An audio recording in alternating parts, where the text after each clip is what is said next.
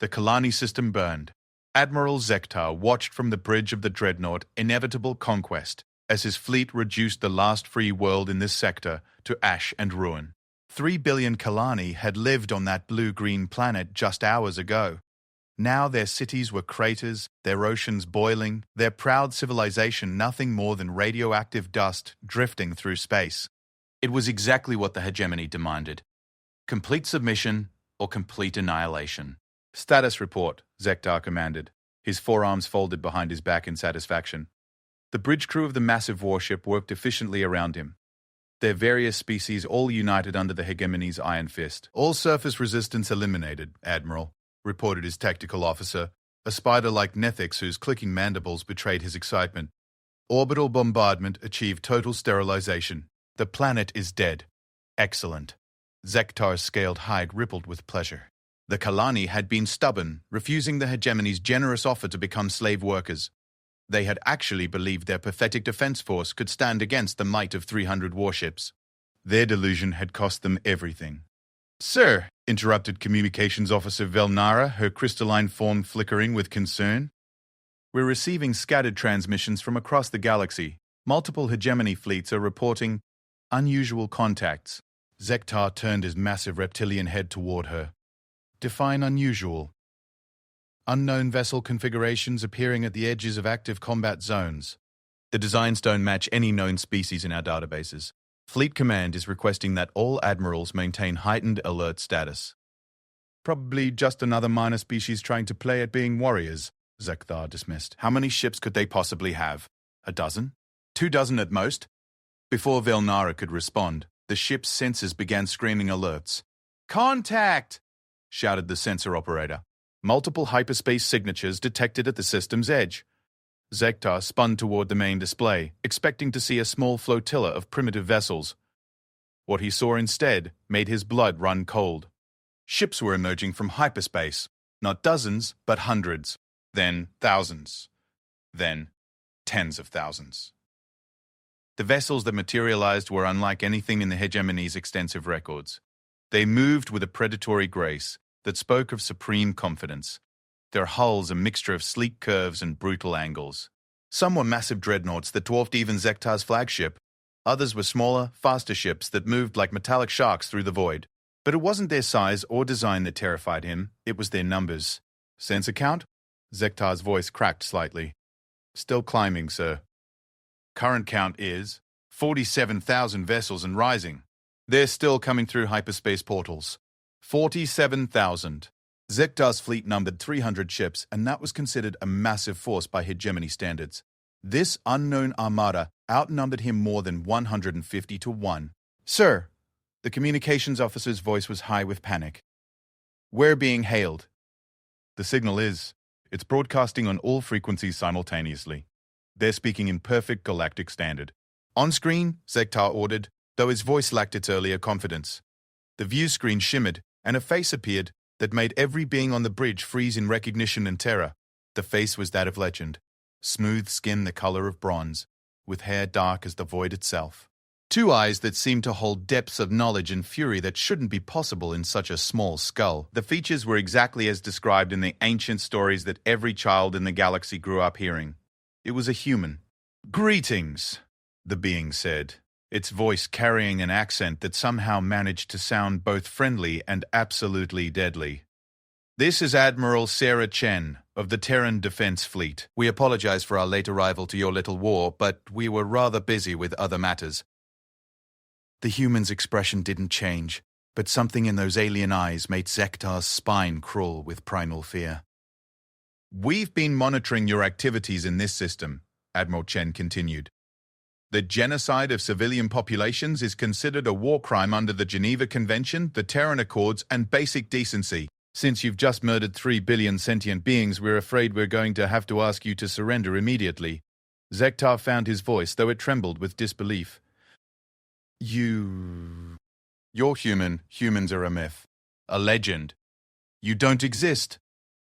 Admiral Chen smiled, and that expression was somehow more terrifying than any snarl. "Well, that's awkward, because we very much do exist, and we've been watching the hegemony's expansion for the past 50 years. We were hoping you might eventually develop something resembling moral restraint, but it seems that was overly optimistic on our part. 50 years? Zektar's tactical mind reeled. If you've existed for 50 years, why reveal yourselves now? Because 50 years ago, you were just bullying smaller civilizations and taking their lunch money. Morally questionable, but not worth starting a galactic war over. Today, however, you decided to commit genocide against a peaceful species whose only crime was refusing to become your slaves. That crosses a line we simply cannot ignore. The human leaned forward slightly, and her voice took on a tone that made every warrior on the bridge instinctively step back from their stations. You see, Admiral Zektar of the dreadnought Inevitable Conquest, we humans have a saying: evil triumphs when good beings do nothing. We've been doing nothing for 50 years while you conquered and enslaved. That ends today. Impossible, Zektar snarled, his fear turning to rage. 300 of my ships against your ragtag fleet? You may have numbers, but quantity doesn't replace quality. These are the finest warships in the galaxy, crewed by the most experienced warriors. Admiral Chen's smile widened. Oh, Admiral, you poor, naive creature. You think this is our fleet? The view screen split, showing tactical displays of fleet movements across dozens of star systems. Everywhere the hegemony had forces engaged, human ships were arriving. Not hundreds or thousands, but hundreds of thousands. This is just the third expeditionary group, Chen explained casually. We have 11 other expeditionary groups engaging your forces across hegemony space as we speak. Plus the Home Guard, the Rapid Response Fleet, the Deep Space Patrol, and about 40 other military formations that I'm not at liberty to discuss. Zektar's legs gave out, and he collapsed into his command chair. The legend spoke of human military organization, but this was beyond his worst nightmares. How many ships do you have? He whispered. That's classified, Admiral Chen replied cheerfully. But I can tell you that this particular expeditionary group numbers just over 2 million vessels. We thought that would be sufficient for dealing with your 300-ship fleet of terror. 2 million ships. The hegemony's entire navy numbered less than 50,000 vessels spread across 1,000 worlds. These humans had sent 40 times that number to this single system.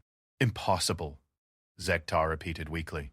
No species could build such numbers. The resources alone would require the industrial output of 10,000 worlds. Closer to 12,000, actually, Chen corrected. Though we've gotten quite efficient at automated construction. When you've been preparing for galactic war for 5 decades while everyone else thought you were a myth, you tend to accumulate quite a bit of military hardware. Zektar's mind struggled to process the implications. 5 decades of preparation? Why? Why reveal yourselves now? Admiral Chen's expression grew serious. Because someone has to draw the line, Admiral. Your hegemony has conquered, enslaved, or destroyed over 300 civilizations in the past century. You've turned entire sectors into graveyards. You've made it clear that you won't stop until every free being in the galaxy is either dead or in chains. She leaned back in what appeared to be a command chair, though its design was unlike anything in hegemony records. Humans have a peculiar obsession with the underdog, Admiral. We can't seem to resist championing lost causes and fighting impossible odds. The fact that you outgun and outnumber every other species in the galaxy just makes this more appealing to us. You're insane, Zektar breathed. Even with your numbers, you can't fight the entire hegemony. We control 12,000 systems. We have over 40 billion soldiers. Our military-industrial complex spans half the galaxy. Yes, Admiral Chen agreed, with another terrifying smile. It should be fun. The tactical display updated, showing human ships moving into perfect formation with a precision that spoke of centuries of military evolution. Each vessel moved like it was part of a vast, deadly organism, responding to commands faster than should be physically possible. You have 2 minutes to order your fleet to surrender, Admiral Chen announced. Any vessel that powers down weapons and shields will be treated according to the laws of war. Any vessel that continues hostile actions will be destroyed with extreme prejudice. And if we refuse? Zektar asked, though he already knew the answer. Admiral Chen's smile disappeared entirely, replaced by an expression of cold, implacable determination. Then you'll discover why every legend about humanity mentions that we're absolute bastards when we're angry. 2 minutes, Admiral. Choose wisely. The transmission ended, leaving Zektar staring at a tactical display that showed his 300 ships surrounded by a force that outnumbered them 6,000 to 1. For the first time in his military career, the great Admiral Zektar conqueror of 17 worlds and destroyer of the Kalani civilization, began to understand what true fear felt like. The countdown had begun. Admiral Zektar stared at the countdown timer on his display. 1 minute and 37. Around him, the bridge of the inevitable conquest buzzed with barely controlled panic. His crew, veteran warriors who had participated in dozens of planetary conquests, were checking and rechecking their sensor readings, hoping they had somehow misread the numbers. They hadn't. Admiral, his tactical officer clicked nervously, "Perhaps we should consider the human offer. These numbers are unprecedented." "Never," Zektar roared, his pride overriding his tactical sense. "I will not surrender to mythical beings who think they can intimidate the hegemony with a light show." But even as he spoke, doubt gnawed at his mind. The sensor readings were impossible to fake. 2 million ships couldn't be hidden or disguised. And those vessels, their energy signatures were unlike anything in hegemony databases. 45 seconds, Admiral. Communications Officer Velnara announced, her crystalline form flickering with terror. Zektar's mind raced through his options. He could surrender and face court-martial for cowardice. He could fight and face certain destruction. Or he could attempt to retreat and hope his hyperdrive was faster than whatever propulsion systems these humans possessed. "Prepare the fleet for emergency jump to hyperspace," he commanded. "All ships are to coordinate jumps on my mark." "Sir," his navigation officer protested, "jumping to hyperspace from this close to a gravity well is extremely dangerous. If our calculations are even slightly off, better to risk hyperdrive failure than face certain destruction," Zektar snapped. "Begin jump calculations immediately." 20 seconds. Across the fleet, 300 hegemony warships powered up their hyperdrive systems. These were proud vessels, each one capable of laying waste to entire worlds. The dreadnought Inevitable Conquest alone mounted weapons that could crack a planet's crust. His battle cruisers had subjugated dozens of systems. His destroyers had hunted down and eliminated countless resistance movements. But as Zektar watched the human formation on his tactical display, he felt like a predator that had suddenly discovered it was actually prey. 10 seconds. "Jump calculations complete," his navigator announced. "All ships report ready for jump," added his communications officer. 5 seconds. 4, 3.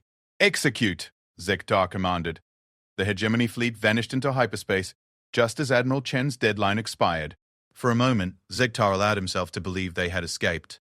The familiar blue-white tunnel of hyperspace surrounded his ship, and the sensor readings showed his entire fleet successfully transitioning to faster-than-light travel. Then his sensors detected something impossible. "Contact!" his sensor operator shouted. "Multiple ships pacing us in hyperspace." "Impossible," Zektar breathed. "Nothing can follow ships already in hyperspace. It violates every known law of physics." On the tactical display, dozens of human vessels were visible, somehow moving through hyperspace alongside the fleeing hegemony fleet. They weren't just following, they were gaining. "Sir," his chief engineer called from her station, "I'm reading massive gravitational distortions ahead. Something is interfering with our hyperspace corridor." Before Zektar could respond, reality twisted around them. The hyperspace tunnel collapsed, and his fleet was violently yanked back into normal space.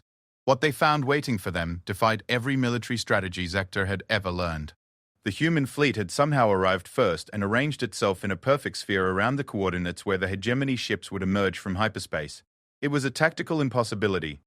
No one could predict hyperspace exit coordinates with that degree of accuracy, and no technology existed that could travel faster than ships already in hyperspace. Except apparently it could, and apparently it did. "Admiral Chen to Admiral Zektar," came the human's voice, still maddeningly calm. "That was quite rude, leaving without saying goodbye. Fortunately, we've learned a thing or two about hyperspace manipulation over the years. Our physicist would be happy to explain the theoretical principles involved, but I suspect you're more interested in practical applications right now." Zektar's voice cracked as he responded. "How? How did you intercept us in hyperspace?" "Trade secret," Admiral Chen replied cheerfully. "Though I will say that when you have 5 decades to prepare for a galactic war, you tend to develop some interesting technologies. Now then, you missed your first deadline, so I'm afraid the terms have changed slightly. The tactical display updated to show weapon locks from thousands of human ships targeting every vessel in the hegemony fleet. Your new options are as follows," Admiral Chen continued. "Option 1. Immediate and unconditional surrender. Your crews will be treated as prisoners of war according to human military protocols, which I'm told are quite humane compared to hegemony standards. Option 2. You fight, we destroy you completely, and then we continue dismantling your empire without your input. What about option 3? Zektar demanded, his pride still refusing to accept the reality of his situation. There is no option 3, Admiral Chen said simply. This is what humans call a binary choice, surrender or die. You have 30 seconds to decide. Zektar looked around his bridge at the faces of his crew. These were warriors who had never known defeat, beings who had conquered worlds in the name of hegemony expansion. But in their eyes, he saw the same realization that was slowly dawning in his own mind. They weren't facing another military force.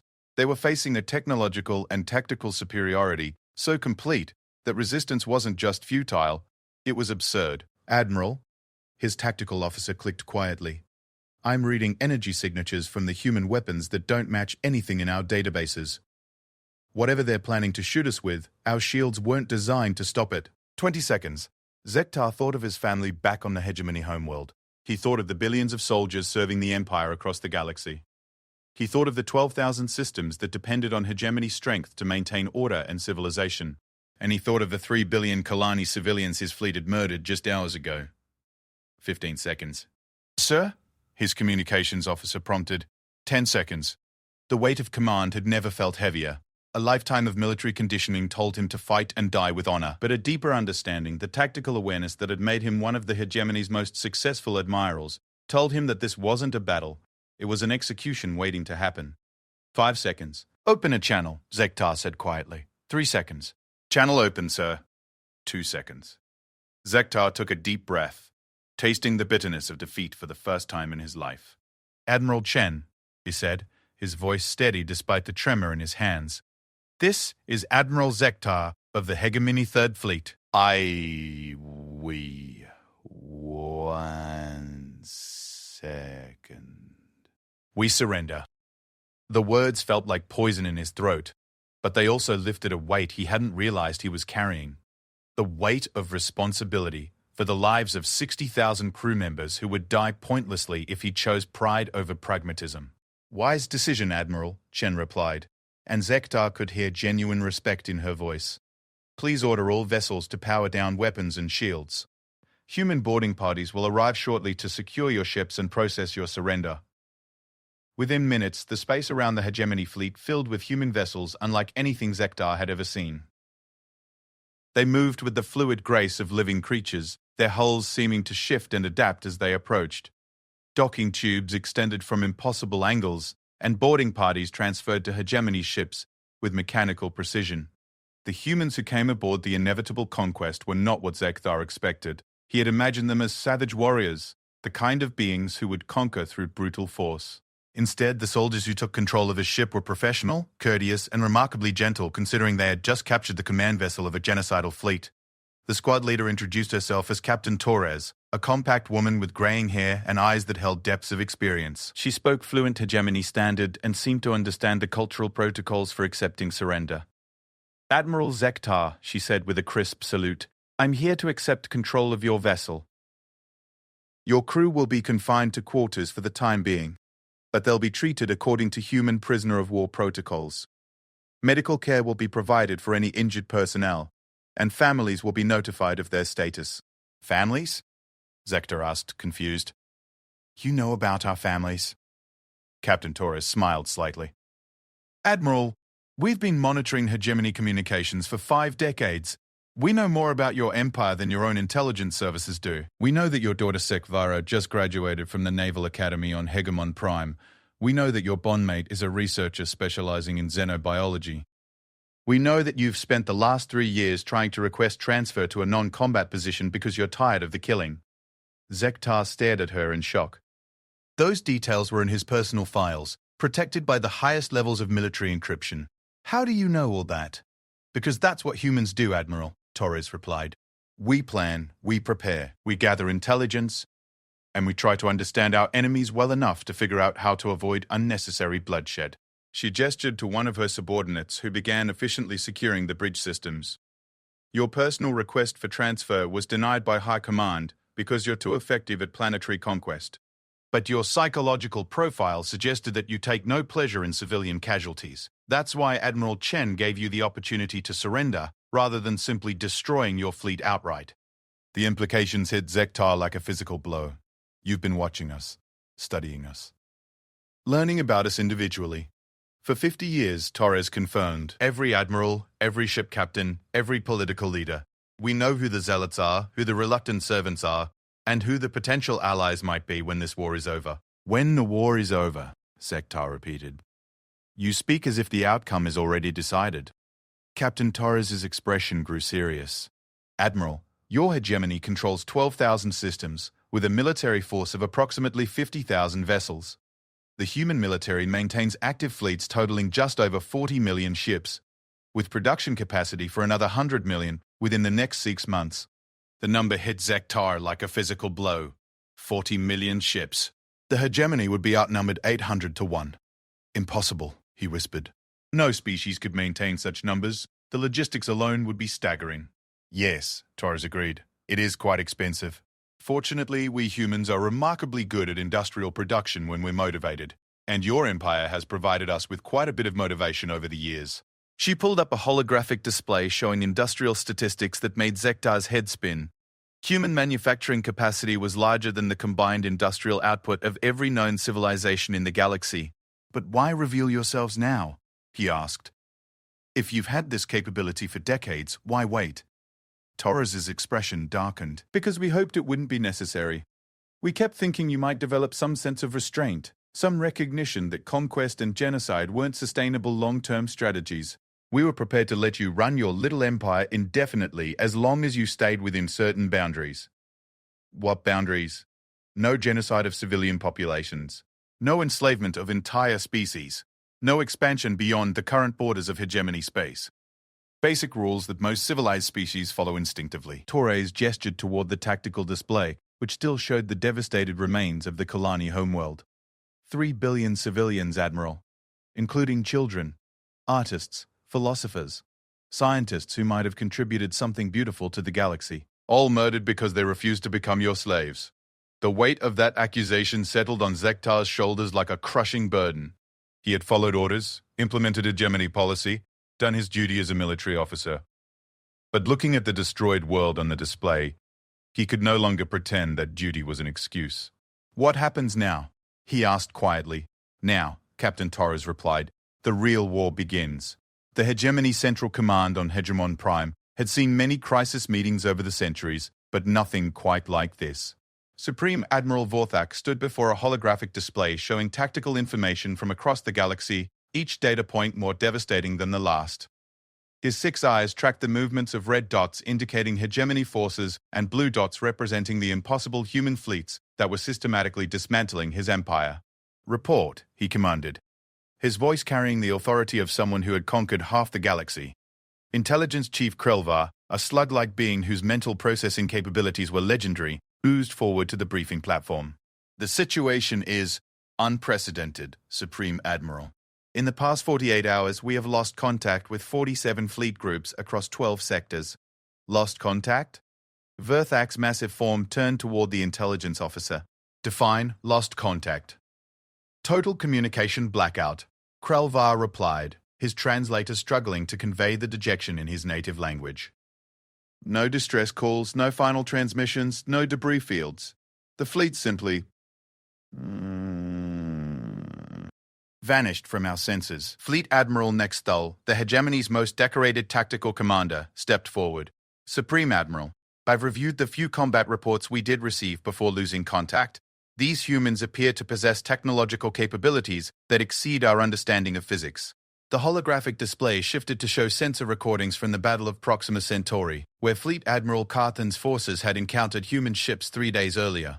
Notice the propulsion signatures. Nexthul pointed with one of her 8 tentacles.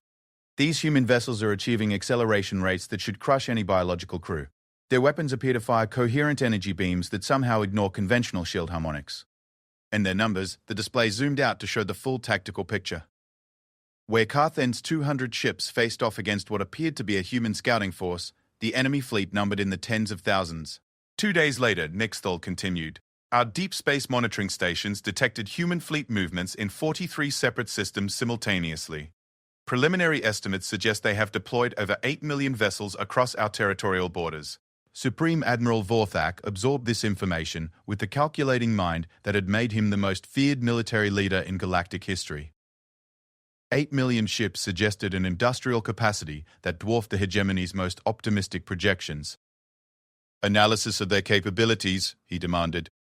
Chief Technology Officer Dexrin, a crystalline being whose species specialized in engineering, materialized beside the tactical display. Based on sensor data from our few surviving scout ships, human technology appears to be approximately 500 to 800 years more advanced than our current capabilities. The silence that followed this statement was profound. 500 years of technological advancement was the difference between stone tools and space travel.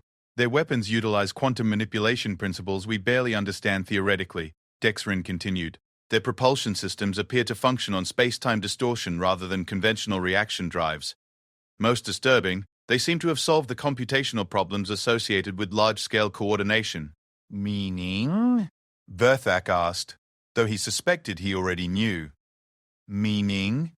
They can coordinate millions of ships as easily as we coordinate a single squadron.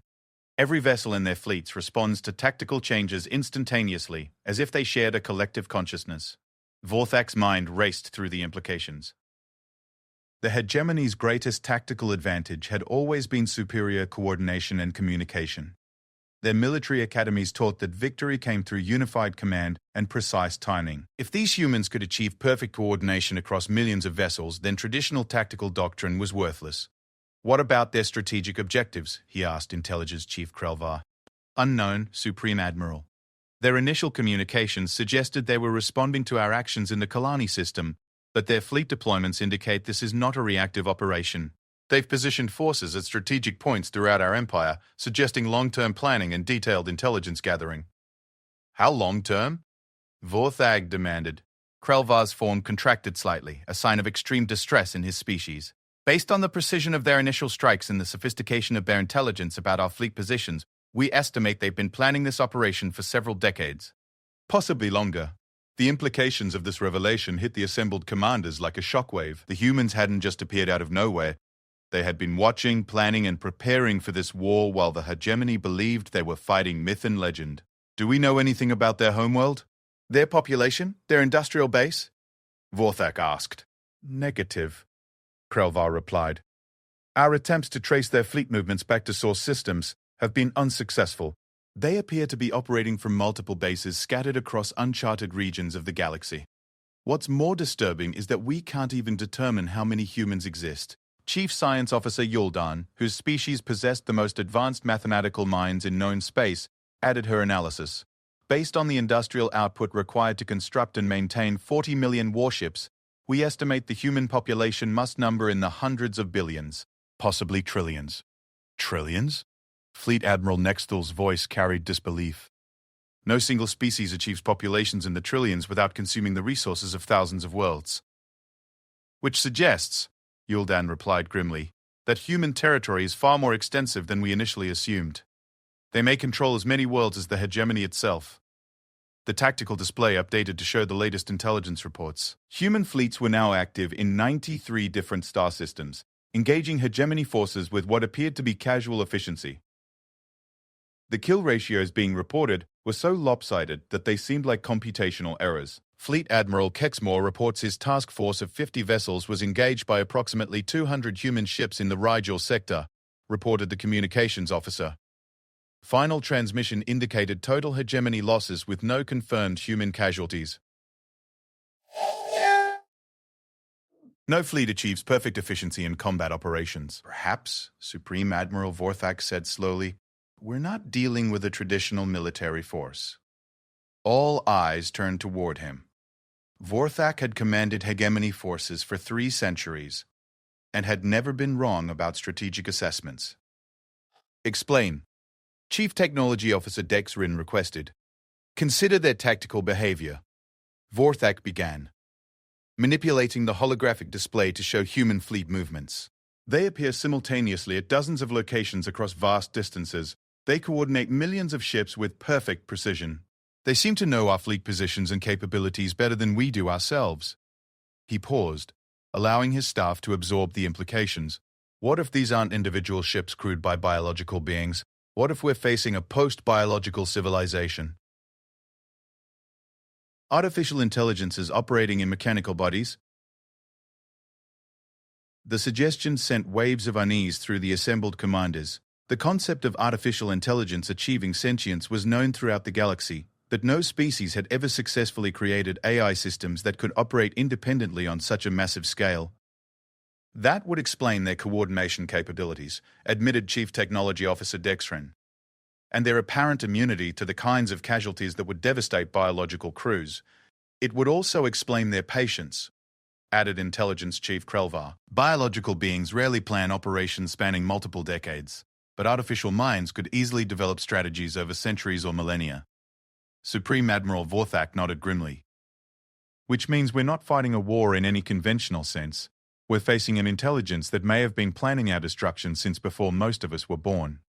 The communications board suddenly blazed with incoming signals from across hegemony space. Supreme Admiral, the communications officer called urgently. We're receiving surrender notifications from Admiral Zektar's 3rd Fleet, Admiral Morgex's 7th Fleet, and Admiral Polvan's 12th Fleet. All report overwhelming human superiority and request permission to negotiate terms. 3 more fleet admirals surrendering within minutes of each other. Vorthak felt the familiar sensation of a carefully planned strategy collapsing under enemy action.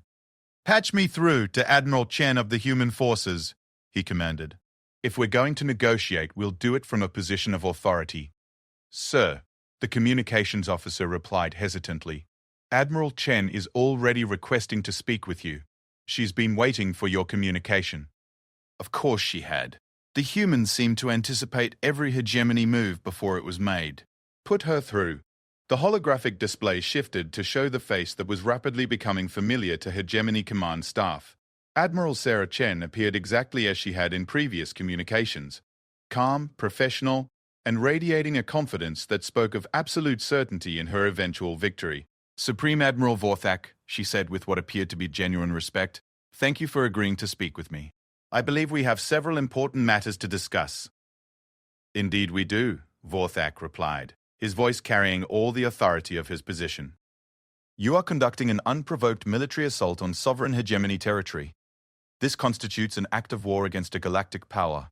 Admiral Chen's expression didn't change, but something in her eyes suggested amusement.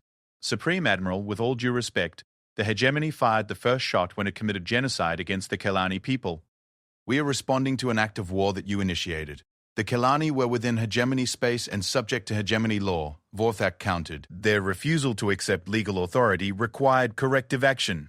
"Corrective action?" Admiral Chen leaned forward slightly. "You murdered 3 billion civilians, Supreme Admiral. Children, families, elderly beings who had never held a weapon in their lives. You call that corrective action?" The human's voice carried a tone that made Vorthak's survival instincts twitch with warning. "You destroyed an entire civilization because they wouldn't become your slaves," Chen continued, "and you did it while broadcasting the massacre across your empire as an example to other species who might consider resistance." "How do you—" Vorthak began, then stopped. Of course they had been monitoring hegemony communications. "We know everything, Supreme Admiral," Chen confirmed. "Every conquered world, every enslaved population, every genocide your empire has committed over the past century. We have detailed records of approximately 417 species that the hegemony has driven to extinction." 417. The number was accurate. Vorthak recognized it from classified military records that should have been impossible to access. "What do you want?" he asked bluntly. Admiral Chen smiled, and that expression was somehow more terrifying than any threat. "We want the hegemony to surrender unconditionally and submit to human authority for the purposes of establishing a galactic government that doesn't operate on principles of conquest and genocide." The audacity of the demand left Vorthak speechless for several seconds. "You expect the hegemony to surrender to a species that doesn't even officially exist?" "Oh, we exist," Admiral Chen replied cheerfully. "We've just been rather selective about who we introduce ourselves to. But don't worry. After today, everyone in the galaxy will know exactly who humans are." Before Vorthak could respond, his tactical display erupted with new contact warnings. Human fleets were emerging from hyperspace at strategic points throughout hegemony core systems, including the space around Hegemine Prime itself. "Supreme Admiral," Admiral Chen's voice continued, You now have approximately 48 hours to consider our terms. After that, we'll begin implementing our own solutions to the problems your empire has created. And if we refuse? Vorthak demanded, though part of him already knew the answer. Admiral Chen's smile disappeared, replaced by an expression of cold determination. Then you'll discover what it feels like to be on the receiving end of the same mercy you showed the Kalani people. The transmission ended, leaving Supreme Admiral Vorthak staring at a tactical display that showed his empire surrounded by an enemy force that outnumbered him 40-1. For the first time in 3 centuries of military command, he began to understand what true fear felt like. The emergency session of the Galactic Council convened in chaos. Representatives from 300 civilizations filled the vast amphitheater on the neutral world of Concordia, their voices creating a cacophony of fear, confusion, and desperate attempts at understanding. Species that had been enemies for millennia sat side by side, united by a common terror of the unknown force that had appeared seemingly overnight to challenge the galaxy's greatest military power. Council Speaker Valtara, an ancient being whose species had mediated galactic disputes for over 1,000 years, called for order with the deep harmonic tones that had silenced conflicts across the stars. Honored representatives, she began, her translation matrix carrying her words to every species present. We convene this emergency session to address the unprecedented military actions currently taking place throughout hegemony space. Ambassador Korthvel of the Regelian Confederacy was the first to speak, his mechanical voice units crackling with static that betrayed his emotional state. Council Speaker, our deep space monitoring stations have detected massive fleet movements unlike anything in recorded galactic history. We request immediate clarification of the strategic situation. Before Valtara could respond, the Council's central holographic display activated, showing tactical data that made every representative fall silent in shock. The display showed the galaxy as seen from human sensors, with hegemony territory marked in red and the positions of various human fleets indicated in blue. What they saw defied every assumption they had held about military logistics and strategic planning. Human forces were simultaneously active in over 400 star systems. Fleet concentrations numbering in the hundreds of thousands were engaging hegemony forces across a front that spanned 8,000 light-years. The coordination required for such an operation was beyond the capabilities of any known civilization. By the ancient codes, whispered Ambassador Newlack of the Crystalline Collective, what manner of beings possess such capabilities? Humans, came a voice from the council's guest section. Every head turned to see Admiral Sarah Chen walking into the amphitheater, accompanied by what appeared to be a small diplomatic escort. Her presence sent ripples of recognition and terror through the assembled representatives, many of whom had heard the desperate communications from hegemony commanders describing their encounters with human forces. Council Speaker Valtara maintained her composure despite the unprecedented breach of protocol. Admiral Chen, I presume? The Council was not expecting human representation at this session. We apologize for the short notice, Admiral Chen replied, with a respectful bow toward the speaker's platform. But given that we're apparently the main topic of discussion, we thought it might be helpful to provide some clarification.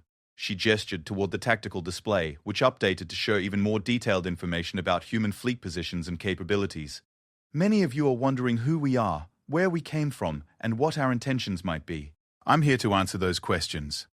Ambassador Thetmox, of the hegemony client states, stood abruptly, his massive insectoid form radiating hostility. You dare appear before this council after launching unprovoked attacks against sovereign hegemony territory?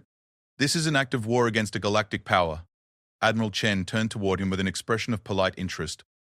Ambassador Thetmox, your homeworld of Kythera was conquered by the hegemony 47 years ago. Your people were given a choice between slavery and extinction.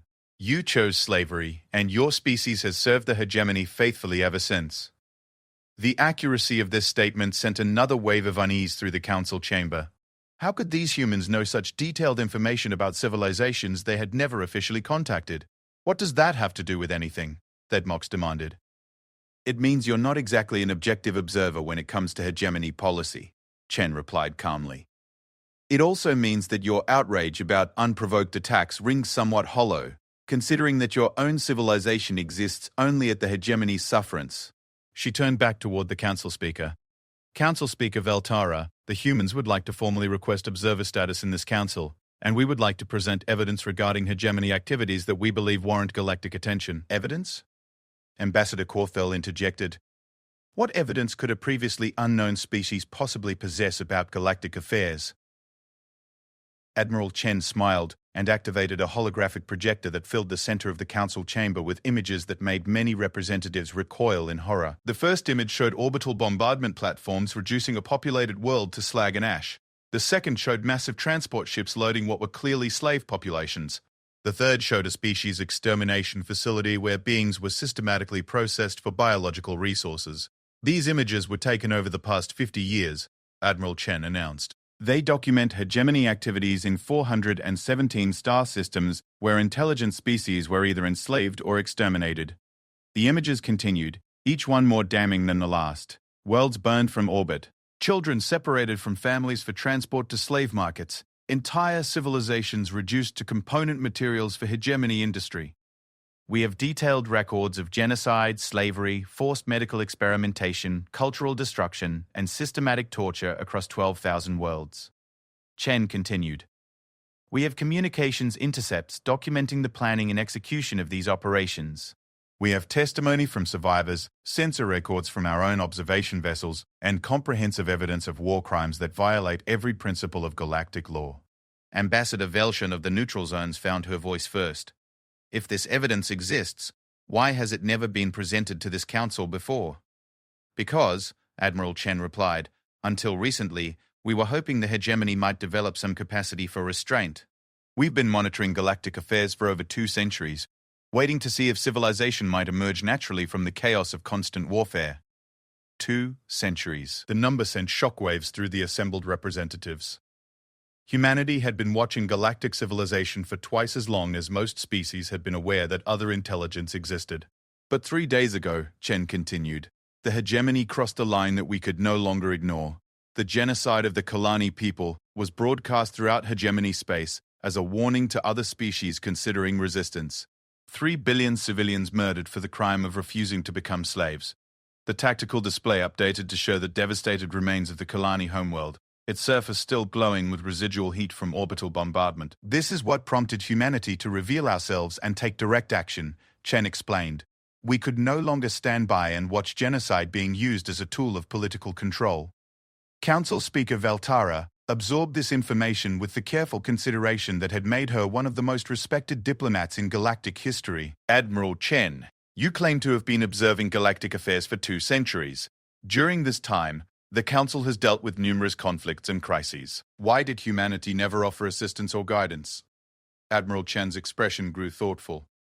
Because we learned long ago that sustainable civilization cannot be imposed from outside. It must develop naturally, from the beings who will live under it. We were hoping that the various species of this galaxy would eventually find ways to coexist peacefully without outside intervention. And now? Asked Ambassador Nolak. Now we've concluded that certain elements in this galaxy are incapable of peaceful coexistence with anyone, Chen replied bluntly. The hegemony has made it clear through 4 centuries of aggressive expansion that it will not stop until every free being in the galaxy is either dead or enslaved. Ambassador Thetmok stood again, his voice carrying desperation.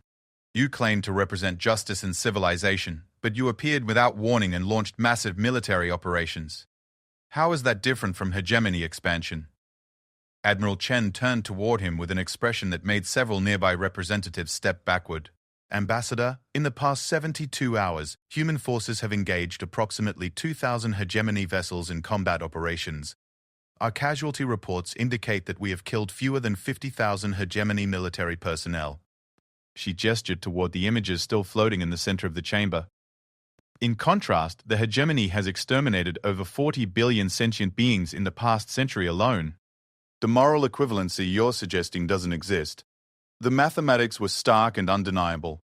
Even accounting for the scale of the conflict, human military operations had been remarkably restrained compared to standard hegemony practices. What are your intentions now? Council Speaker Valtara asked directly. Our immediate objective is the complete dismantling of the hegemony as a political and military entity, Admiral Chen replied without hesitation. We intend to liberate every world under hegemony control and establish a provisional government that operates on principles of consent rather than conquest. And after that? Admiral Chen paused, as if considering how much to reveal. After that, we would like to work with the Galactic Council to establish a framework for interstellar law that prevents future genocides. We believe that civilization is possible in this galaxy, but it will require enforcement mechanisms that can respond to aggression before it reaches the scale of what the hegemony has achieved. Ambassador Korthfeld's mechanical voice carried skepticism. You speak of enforcement mechanisms, but you clearly possess military capabilities that dwarf anything the rest of us could muster. How do we know you won't simply become the next hegemony? It was the question every representative in the chamber was thinking but hadn't dared to ask. Admiral Chen nodded, as if she had expected this concern. Because we've already had that opportunity, Ambassador. Humanity has possessed the military capability to conquer this entire galaxy for approximately 150 years. If we had imperial ambitions, we could have implemented them at any time. The implication hung in the air like a physical presence. These beings had been capable of galactic conquest for over a century and had chosen restraint instead. Why reveal yourselves now? Pressed Ambassador Nerlak.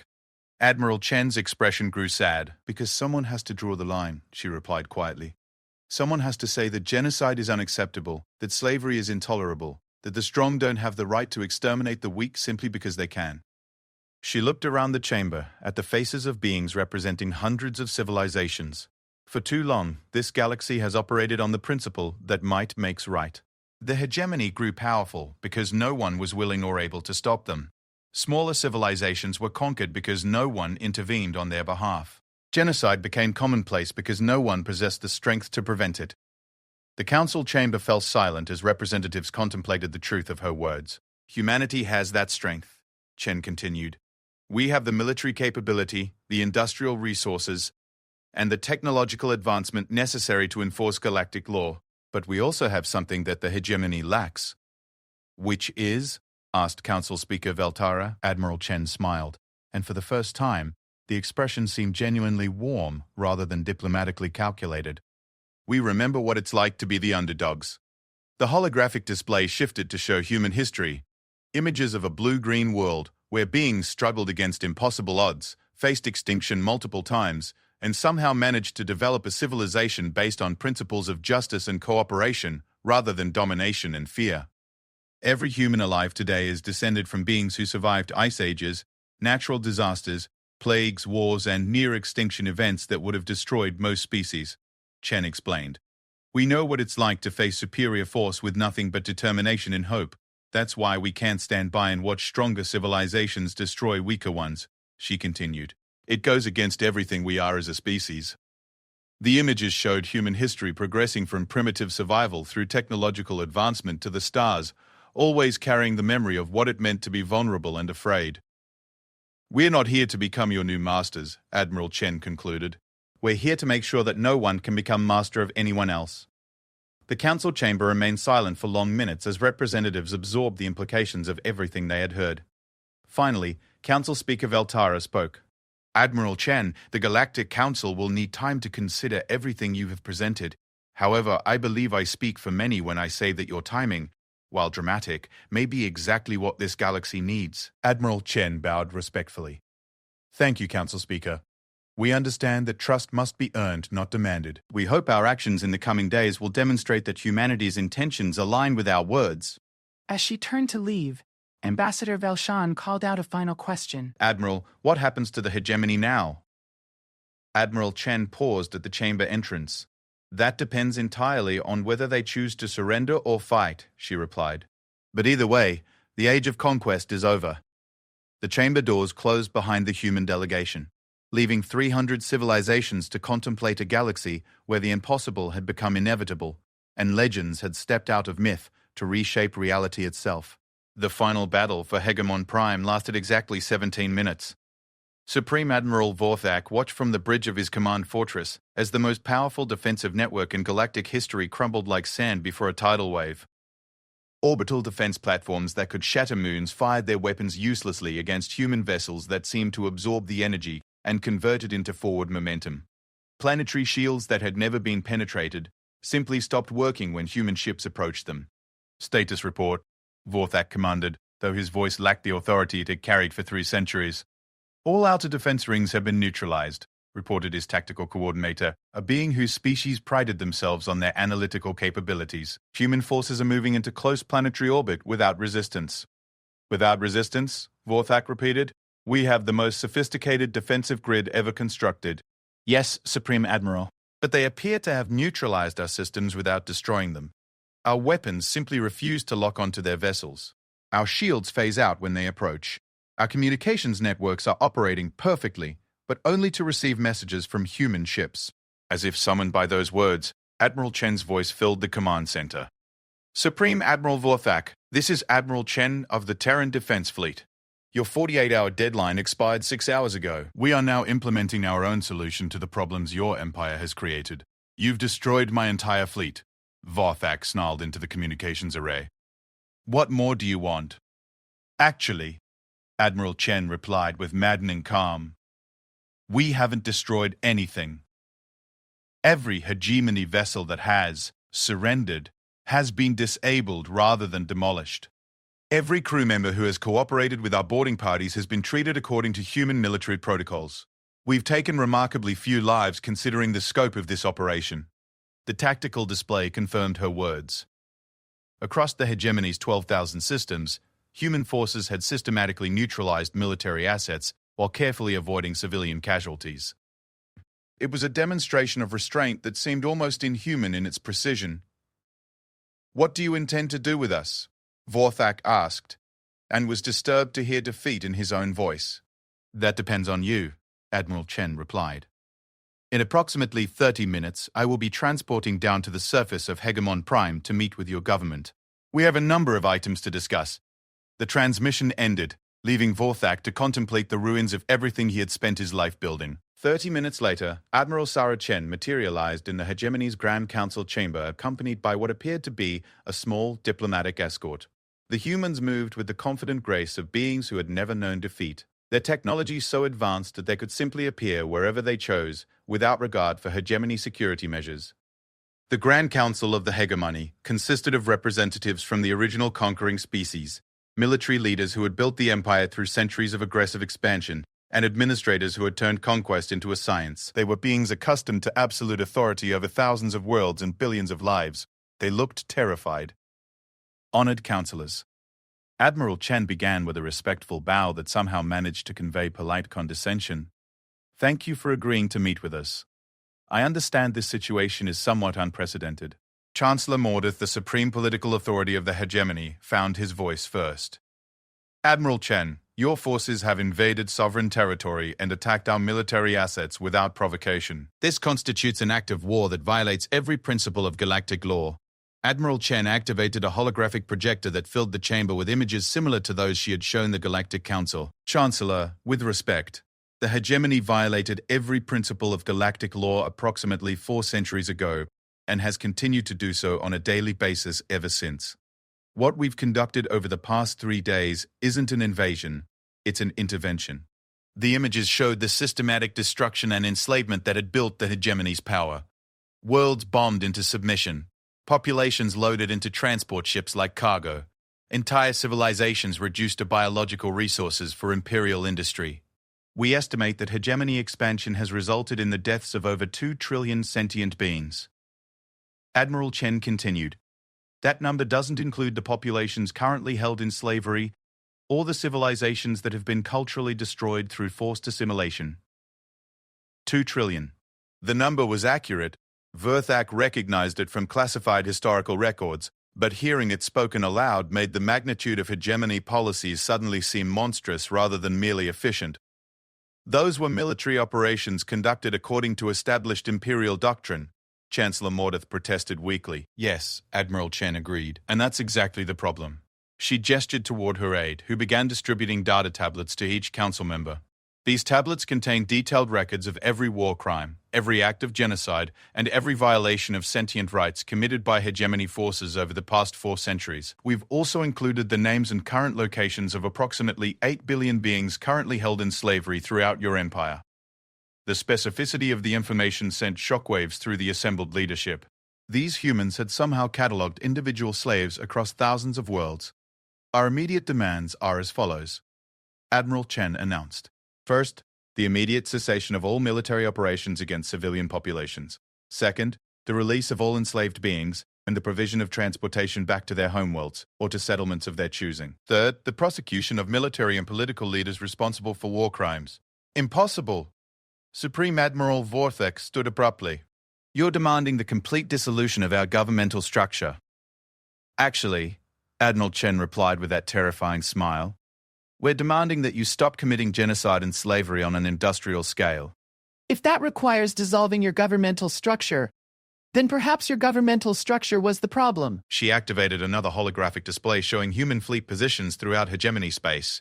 To assist you in understanding the reality of your situation, our forces are currently in control of every major military installation, orbital facility, and strategic resource in your empire. Your communications networks operate only with our permission. Your transportation systems function only with our oversight. Your industrial production has been temporarily suspended, pending review of what was being manufactured and for what purpose. The display showed the comprehensive nature of human control. In less than 3 days, they had systematically taken control of an empire that had required 4 centuries to build. How? Whispered Economic Coordinator Veltos. How did you achieve such complete control so quickly? Admiral Chen's expression grew thoughtful. Because we've been planning this operation for over 50 years, Coordinator, we've mapped every system, catalogued every installation, and identified every critical weakness in your imperial infrastructure. When we decided to act, we simply implemented a plan that had been refined and updated for 5 decades. But why wait so long? Asked Chancellor Mordeth. If you possessed these capabilities 50 years ago, why allow our expansion to continue? Because we hoped you might eventually recognize that conquest and genocide weren't sustainable long-term strategies, Admiral Chen replied. We kept thinking that surely, at some point, hegemony leadership would develop some capacity for moral reasoning. She gestured toward the images of destruction still floating in the chamber. We were wrong. Your response to resistance wasn't restraint or negotiation. It was the complete extermination of any species that refused to submit. The Kalani genocide was simply the final confirmation that the hegemony was incapable of coexisting peacefully with anyone. The silence that followed stretched for long minutes. Finally, Chancellor Mordeth asked the question that everyone was thinking. What happens to us now? Admiral Chen's expression grew serious. That depends on your choices over the next few hours. We have 2 possible approaches to this situation. She activated a new display showing detailed plans for post-war reconstruction. Option 1. Cooperative transition. Hegemony leadership works with human administrators to implement democratic governments on liberated worlds, assists in the repatriation of enslaved populations, and participates in truth and reconciliation processes designed to address historical grievances. Leaders who cooperate fully receive sentences of house arrest and community service rather than execution. The assembled councillors absorbed this with the desperate attention of beings suddenly realizing that death was a real possibility. Option 2. Forced transition. Human forces implement our own solutions without hegemony cooperation. Leaders who refuse to cooperate are tried for war crimes and executed. Worlds that resist liberation are occupied indefinitely. And if we choose cooperation? Supreme Admiral Vorthak asked. Then you have the opportunity to spend your remaining years helping to repair some of the damage your empire has caused, Admiral Chen replied. It won't be pleasant work, and it won't be quick, but it might provide some degree of redemption. Chancellor Mordeth looked around the chamber at his fellow councillors, seeing his own realization reflected in their faces. The age of the hegemony was over. The only question now was whether its leaders would help build whatever came next, or be swept aside by the forces of change. We will require time to consider your terms, he said finally. You have 6 hours, Admiral Chen replied. After that, we begin implementing our own plans, regardless of your cooperation. She turned to leave, then paused at the chamber entrance. Chancellor, I want you to understand something. Humanity didn't come here to become your new masters. We came here to ensure that no one could become master of anyone else. The future we're building won't include empires based on conquest and slavery. What will it include? Vorthak asked. Admiral Chen smiled, and for the first time, the expression seemed genuinely hopeful. Democracy, self-determination, the rule of law that applies equally to everyone. Peaceful resolution of disputes through negotiation rather than bombardment. The radical idea that different species can coexist without anyone being enslaved or exterminated. She gestured toward the holographic displays showing human reconstruction plans. We call it civilization, Chancellor, and we think you might like it once you get used to it.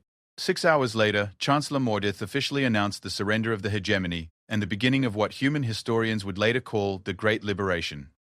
Over the following months, human forces systematically freed every enslaved population in the former hegemony, transported them back to their homeworlds or to new settlements, and began the complex process of establishing democratic governments across 12,000 star systems. The transition wasn't easy. Some worlds had been enslaved so long they had forgotten how to govern themselves. Others had populations so devastated by centuries of oppression that rebuilding seemed impossible. A few former hegemony officials attempted to maintain local control through violence, only to discover that human forces were remarkably efficient at preventing the resurrection of authoritarian governments. But slowly, gradually, the galaxy began to change. Species that had been enemies for millennia learned to coexist peacefully. Civilizations that had lived in terror of hegemony expansion began to explore art, philosophy, and science without fear of conquest. The Galactic Council expanded to include representatives from newly liberated worlds, creating the first truly representative interstellar government in galactic history. And throughout it all, human forces maintained their role as guardians rather than rulers, protectors rather than conquerors. 5 years after the Great Liberation, Admiral Sarah Chen stood on the observation deck of the space station that served as the new Galactic Council headquarters. Through the transparent aluminum viewports, she could see representatives from over 1,000 different species working together to address the challenges of building a truly peaceful galaxy. "Admiral," came a voice behind her. She turned to see former Supreme Admiral Vorthak approaching, his once proud military bearing replaced by something that might have been humility. The years since the hegemony's fall had been hard on him, but his work managing refugee resettlement programs had given him a purpose that military conquest had never provided. "Vorthak," she acknowledged with a respectful nod. "How are the Kalani survivors adjusting to their new colony?" "Better than expected," he replied. "They've established a provisional government and are already talking about eventual independence. It's strange to see beings rebuilding after everything my forces destroyed." He joined her at the viewport, watching the peaceful bustle of interstellar democracy in action. "Do you ever regret it?" he asked quietly. "The intervention, I mean." The galaxy was stable under hegemony rule, even if it wasn't pleasant for everyone. Admiral Chen considered the question seriously. "Stable," she replied. "Vorthak, your empire was built on the principle that might makes right." "That's not stability. That's temporary dominance maintained through terror. Eventually, someone stronger would have appeared and conquered the hegemony just like the hegemony conquered everyone else." "And now? Now we have something better than stability," Chen said, watching a group of former enemies collaborate on a trade agreement. "We have hope." She turned to face the former admiral directly. "The galaxy will never be perfect, Vorthak. There will always be conflicts, disagreements, and problems that seem impossible to solve. But for the first time in galactic history, those problems are being addressed through negotiation rather than bombardment." Through the viewport, they could see ships from dozens of different civilizations working together on humanitarian missions, scientific expeditions, and cultural exchanges. The fear that had dominated galactic civilization for centuries had been replaced by something unprecedented: cooperation between equals. "Do you think it will last?" Vorthak asked. Admiral Chen smiled, watching as a human vessel docked alongside ships from 6 other species to begin joint exploration of a previously unexplored sector. As long as someone is willing to stand up and say that genocide is unacceptable, that slavery is intolerable, and that the strong don't have the right to exterminate the weak simply because they can, she replied. In the distance, stars that had once marked the boundaries of conquered territories now represented the frontier of peaceful exploration. The age of conquest was over. The age of civilization had begun, and somewhere in the vast expanse of space, humanity continued its eternal watch, ensuring that the galaxy's hard-won peace would never again be threatened by those who mistook cruelty for strength, conquest for civilization, or fear for respect. They had once been myth and legend. Now they were the guardians of tomorrow.